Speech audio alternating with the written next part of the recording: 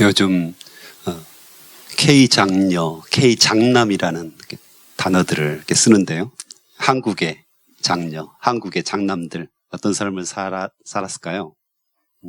늘 책임감이 있고 집안의 대소사뿐만 아니라 동생들의 일까지 나서서 짐을 대신 지는 그런 사람들을 이렇게 살았잖아요.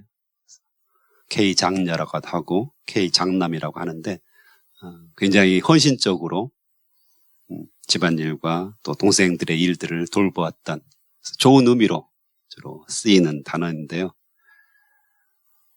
오늘 이제 요셉과 그 형제들을 쭉 보면 처음에는 루벤이 장남이기 때문에 이 베냐민을 애굽으로 데려가는데 야곱이 굉장히 마음이 아팠겠죠. 요셉을 잃어버렸잖아요. 어렸을 때. 그래서 이 베냐민을 아끼고 있는데 그 베냐민도 잃어버릴까봐 굉장히 불안해하는 그 아버지를 안심시키잖아요. 그래서 르벤이 베냐민을 애굽에 데려갔다가 돌아오지 못하면 자기 아들, 루벤의 아들, 두 아들이 있었는데 그들을 죽이소서 이렇게 아버지를 설득하죠. 그래서 결국에는 이제 이 베냐민을 데리고 애굽에 가서 요셉을 만나게 되는 거잖아요.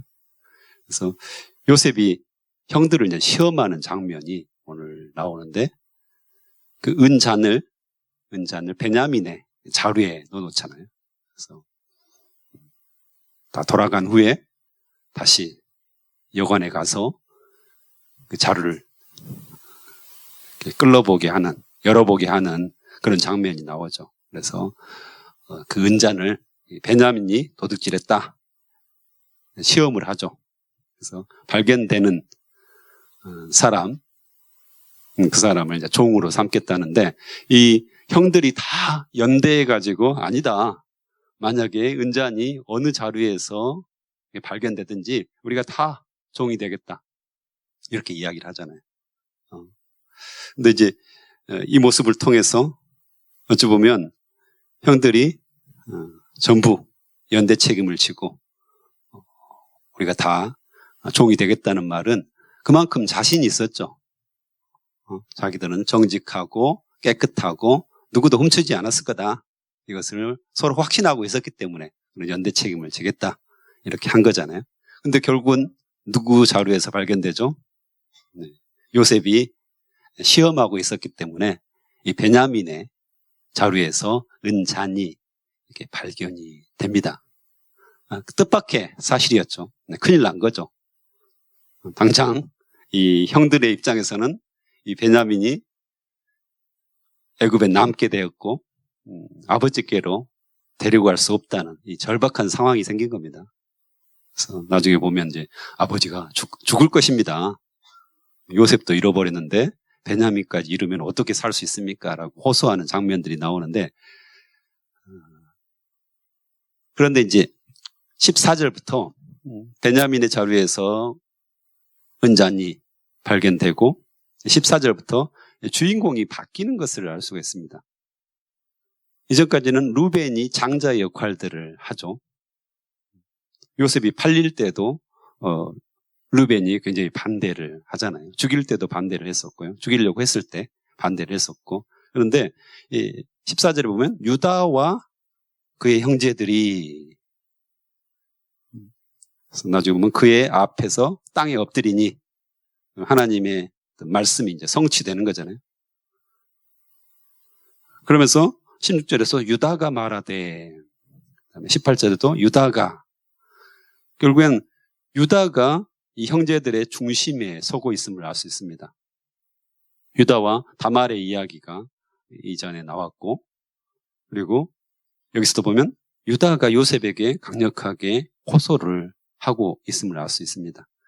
결국에는 자신들의 생사 여탈골을 요셉이 가지고 있음을 알고 유다가 나서서 무릎 꿇고 유다가 계속해서 호소하는 장면. 그래서 이제까지 이야기들을 쭉 이야기를 하는 거잖아요. 요셉의 이야기부터 시작해서 자신 집안의 상황들을 쭉 이야기하면서 호소하기를 마치고 또 30절에 조금 전에 읽었던 30절에 아버지의 생명과 아이의 생명이 서로 하나로 묶여 있다. 그렇죠? 베냐민을 데려가지 않으면 평생 아버지께 우리가 죄를 짓게 될 것이다. 그만큼 이제 이 아버지가 요셉을 잃은 그 슬픔, 그것을 평소에도 많이 표현했다는 것을 알 수가 있습니다. 그래서 얼마나 아버지가 슬퍼했던 것을 알고 있기 때문에 이 유다가 베냐민을 반드시 데리고 가야 됩니다. 베냐민이 여기서 종으로 남으면 우리 아버지가 죽게 될 것입니다. 라고 강력하게 호소를 하고 있죠. 아이를 잃은, 자식을 잃은 야곱의 그 슬픔들을 이미 경험하고 있었기 때문에 이런 모든 과정들을 통해서 어떻습니까? 이 형들이 변화되었다는 것을 알 수가 있습니다. 요셉에게 그렇게 모질게 했잖아요. 근데 야곱의 편애가 바뀌었을까요? 바뀌지 않았을 겁니다. 오히려 더 베냐민에게 편애를 했을 거라고 생각됩니다. 요셉을 잃어버렸기 때문에 훨씬 더 이 베냐민에게 애정이 갔을 것이고 훨씬 더 편애를 했을 거라고 생각되거든요. 근데 이 형들이 요셉에게 보여줬던 반응과 이 베냐민에게 보여줬던 반응은 굉장히 차이가 있습니다. 그렇잖아요. 우리가 이미 다 알고 있는 거잖아요. 요셉에게는 굉장히 모질게 되었고 죽이려고 했고 구덩이에 내려보냈고 그 다음에 애굽에 가차없이 팔아버리잖아요. 그리고 아버지에게 거짓말해가지고 짐승들이 찢겨 죽였다 이렇게 이야기했는데 이 베냐민에게는 그렇지 않죠. 지금 자기 자식의 생명 또 자기가 유다 같은 경우는 33절에 보면 이제 주의 종으로 그 아이를 대신하여 머물게 하여 내 주의 종이 되게 하시고 그 아이는 그 형제들과 함께 올려보내소서. 자기가 지금 대신 베냐민 대신 종으로 노예로 남겠다고 유다가 선언을 합니다. 완전히 달라졌습니다. 그래서 오히려 자기의 모든 것들을 희생해서라도 베냐민을 살리고자 하는 그런 마음들. 그동안 어떤 일들이 있었을까요? 성경에는 자세히는 나와 있지는 않습니다. 하지만 우리가 추정할 수 있는 것은 이 요셉의 형제들이 굉장히 성숙해졌고 신앙적으로도 더 자라났다는 것을 알 수가 있습니다.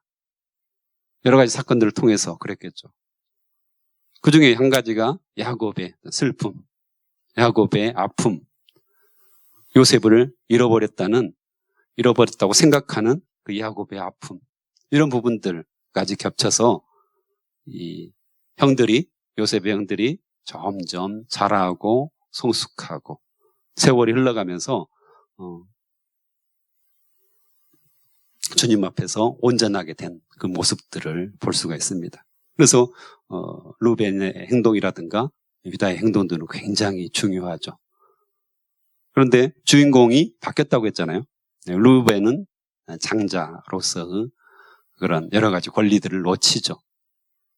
자신의 잘못 때문에 소모를 범하는 그런 자신의 잘못 때문에 결국에는 장자권에서 권리가 박탈되고 유다로 옮겨옵니다. 유다가 이제 장자 역할을 하는 거죠, 오늘. 그래서 조금 전에 읽었듯이 33절에 보면 이제 주의 종으로 그 아이를 대신하여 머물러 있어. 내 주의 종이 되게 하시고 그 아이는 그 형제들과 함께 올려 보내소서. 자기가 이제 종이 된다는 것입니다. 노예. 우리가 이제 워낙 많이 듣는 단어잖아요. 종. 성경에 보면 종이라는 말이 너무 많이 나와요. 노예죠. 근데 우리가 가볍게 생각하는 경우가 많습니다. 노예는 사람이 아닙니다. 그냥 벌레입니다, 벌레. 노예는 인권이 없습니다. 그냥 동물처럼 사고 파는 것이고요. 전혀 권리도 없습니다. 아무리 열심히 밭에서 논에서 일하고 와도 주인이 아유 잘했다, 수고했다, 이렇게 발 씻고 손 씻고 어서 밥 먹어라 이런 법이 없습니다. 집에 들어오면 주인을 위해서 저녁밥을 다 준비하고 모든 걸 준비해가지고 주인에게 저녁밥을 바치고 그 다음에 이제 쭈그려 앉아서 부엌에서 밥을 먹는 겁니다. 그러니까 이 노예라는 것은 굉장히, 그리고 사고 팔 수도 있을 뿐만 아니라 또 주인이 죽일 수도 있습니다. 물론 이제 성경은 좀 더 노예를 보호하는, 종을 보호하는 장치가 있습니다. 바로 죽이면 안 됩니다. 그러니까 때렸는데 바로 죽으면 이 주인에게 책임이 있습니다. 하지만 앓다가 그 다음 날이나 죽으면 전혀 상관이 없습니다. 주인이. 그러니까 때려가지고 바로 죽으면 주인이 죄를 뒤집어 쓰지만 조금 누워있다가 다음 날이나 죽으면 괜찮다고 이렇게 성경은 이야기를 합니다. 그만큼 이제 성경은 조금 더 보호를 해주고 있는 거죠. 그렇지만 이제 일반적인 노예라는 것은 뭐 애굽의 노예, 뭐 사람이 아닙니다. 벌레고 철저하게 부려먹는 존재, 일만 시키는 존재, 이런 게 노예였고 종이었습니다. 그런데 지금 뭐예요? 유다가 동생 대신에, 베냐민 대신에 자기가 노예가 되겠다고 이야기를 합니다. 얼마만큼 지금 헌신을 하고 있는지, 우리가 생각보다 훨씬 더 자기의 생명을 지금 들여서 이 베냐민을 살리고자 하는 그런 마음이 있다는 거죠. 그래서 자신을 희생하고 자기가 종이 되고 자기 모든 것들을 내려놓고 자기 생명을 감수하고 종이 되겠다, 이렇게 유다가 나서게 되는 겁니다. 어떻습니까? 그 전에 유다는 형제들이 요셉을 죽이려고 했을 때 이제 죽게 된 거죠. 실제로 애굽에 팔 계획은 아니었습니다. 처음부터는 죽이려고 했죠. 구덩이에 넣어가지고 물도 없었고 먹을 것도 안 줬으니까 거기서 이제 굶어 죽는 거죠. 그랬는데 이때 이제 유다가 나서가지고 그나마 나서서 주장한 사람이 유다죠. 애굽으로 팔자고, 죽이지는 말고 애굽으로 팔자고. 어찌 보면 굉장히 소극적인, 적극적인 건 아니죠. 생명을 살리기 위해서 뭐 죽이는 거나 노예로 팔리는 거나 그것일 수도 있습니다. 그 당시에는 그냥 죽는 것이 나았을 수도 있습니다. 노예로 팔리는 것보다는. 그런데 어쨌든 그때 유다가 죽이지 말고 애굽으로 팔자, 애굽 상인들에게 팔아버리자, 이렇게 소극적으로 구원을 하는 모습이었습니다. 하지만 이번에는 좀 다릅니다. 지금 이번에는 자기가 종이 되고 자기가 노예가 돼가지고 이 베냐민을 살리고자 합니다. 그래서 이 유다에게도 성숙의 모습들 있죠. 그래서 이것도 이제 유다와 다말 사건을 통해서 유다가 깨달은 점들이 있었을 거라 그런 생각이 되는데요. 어쨌든 이 유다의 모습, 이것은 굉장히 중요한 의미를 갖습니다. 결국에는 이 유다를 통해서 다윗과 예수 그리스도, 그렇죠? 후손들 중에서 예수 그리스도가 나오게 되는 거잖아요. 결국에는. 그래서 이 유다의 이야기를 요셉 이야기 속에서 중간중간에 중요하게 언급들을 하게 됩니다. 결국에는 예수 그리스도께서 당신을 십자가에 못 박히시고 우리의 모든 죄를 용서하신, 우리 대신 죽으신 거잖아요. 우리 대신 우리의 모든 죄를 짊어지시고 당신이 대신 죽으신 그 사건들을 연상하게 합니다. 이 유다의 모습을 통해서 예수 그리스도를 예비하는 그런 모습들을 볼 수가 있습니다. 그래서 예수님께서 십자가에서 엘리 엘리 라마 사막타니, 하나님 하나님 어찌하여 나를 버리셨나이까, 엄청난 고통 속에서 부르짖고 돌아가시잖아요. 근데 어떤 사람들은 그 육체적인 고통에 대해서 많이 생각합니다. 물론 육체적인 고통이 있었을 겁니다. 십자가형 자체가 사람을 말라 죽이는 거잖아요. 완전 말려 죽이는 겁니다. 그래서 십자가에 못 박아놓고 물과 피를 다 쏟을 때까지 햇볕에 완전히 말려 죽이는 겁니다. 그래서 그 당시에 이제 기록들을 보면 어떤 사람도 일주일간 거기에 있는 거였어요. 숨이 붙어 있는 겁니다. 일주일간 계속 붙어 있는 거죠. 보통 일이었을까요? 일주일간 거기에 매달려가지고 지금 숨이 붙어 있는 겁니다. 겨우겨우 연명하는 거죠. 당장 죽였으면 좋겠는데 죽여주질 않으니까 거기서 서서히 죽어가는, 고통 속에 죽어가는 그런 모습이었습니다. 이것 때문에 이제 사람들은 얼마나 아프셨을까? 지금 이제 사순절 기간이잖아요. 얼마나 아프셨을까? 그 육체적인 고통이 어땠을까? 이거에 주로 관심을 처음에 갖잖아요. 근데 실제적으로는 십자가에서 엘리 엘리 라마 사박다니 외치시는 예수 그리스도는 인류의 모든 죄를 짊어진 거잖아요. 그렇죠?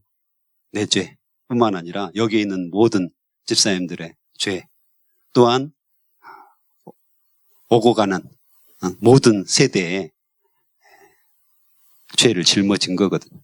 그래서 과거, 현재, 미래 모든 사람들, 그동안 얼마나 많은 사람들이 태어나고 죽었습니까? 그 모든 사람들의 죄, 앞으로 수많은 사람들이 태어날 거잖아요. 물론 예수 그리스도께서 재림하실 때까지. 그렇죠? 그 모든 사람들의 죄를 짊어지신 겁니다. 근데 그 죄를 짊어지신 것이 왜 그렇게 힘드셨을까? 이거는 이제 죄라는 게 뭡니까? 나누어진다. 분리를 의미하거든요. 하나님과 분리되는 겁니다. 완전한 분리를 의미하죠. 그래서 원래는 하나님이셨는데 그 하나님이신 예수 그리스도께서 하나님과 분리를 경험합니다. 그래서 온전하게 어떤 진노를 받으시는 거잖아요. 그래서 이제 그것을 괴로워하시는 거죠. 하나 돼야 되는데 그것이 분리됨으로 말미암아서 그 고통들. 그래서 시편 22편에 보면 벌레라고, 나는 벌레요 라고 표현을 합니다. 예수 그리스도께서 나는 벌레요. 그러니까 온갖 멸시와 조롱과 모든 것들을 받는 거죠. 인류의 모든 죄를 뒤집어 썼으니까요. 지금도 어때요? 우리가 어떤 죄 지은 사람들 보면서 손가락질 하잖아요. 저 죽일 놈, 인간도 아닌, 상종하지 못, 막 욕하잖아요. 좀 댓글 달아가지고 엄청나게 욕해가지고 어때요? 사람들이 자살하기도 하고 그것 때문에 비방하고 조롱하고. 근데 예수님은 십자가에 있는 자신의 모습, 모든 인류의 죄를 지고 십자가에 진 자신의 모습을 벌레라고 표현합니다. 나는 벌레요. 사람이 아니요, 벌레요. 그냥 사람들이 짓밟고 조롱하고 비방하고 지금도 그러잖아요. 얼마나 많은 사람들이 그동안 비방했겠습니까? 앞으로도 그러겠죠. 지금도 예수 그리스도를 안 믿는 사람들은 어떻습니까? 예수님을 욕하는 일에, 하나님을 욕하는 일에 너무 자유롭잖아요.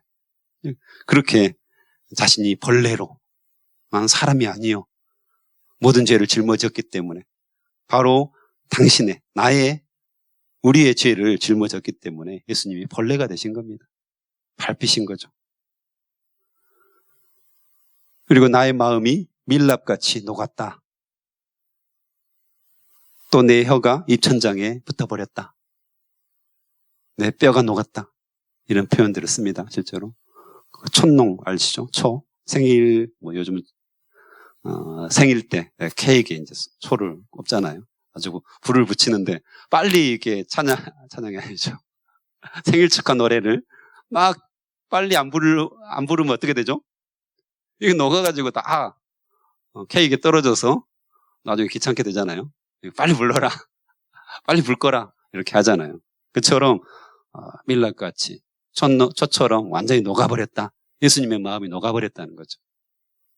하나님과 분리되는 것을 경험하면서 완전히 녹아버렸다. 이렇게 이야기합니다. 이렇게 해서 예수님은 우리의 모든 죄를 짊어지시고 우리 대신에 죽음을 당하신 거잖아요. 그래서 이 유다의 모습이 그런 모습입니다. 중보자의 모습이죠.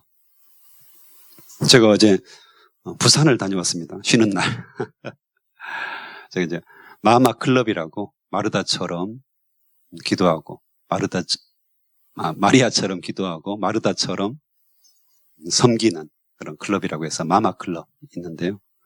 거기서 이제 부산에서 어머니 연합 금식 기도회가 있었습니다. 그래가지고 하루 동안 수영로 교회가 한 5,000명 정도 수용한다고 하는데 거기 꽉 찼어요. 그래서 원래 이제 부산에서 시작된 건데 이 코로나 기간 동안에 전국 20개 지역에 확산이 됐습니다. 광주에도 이제 생겼고요. 그래서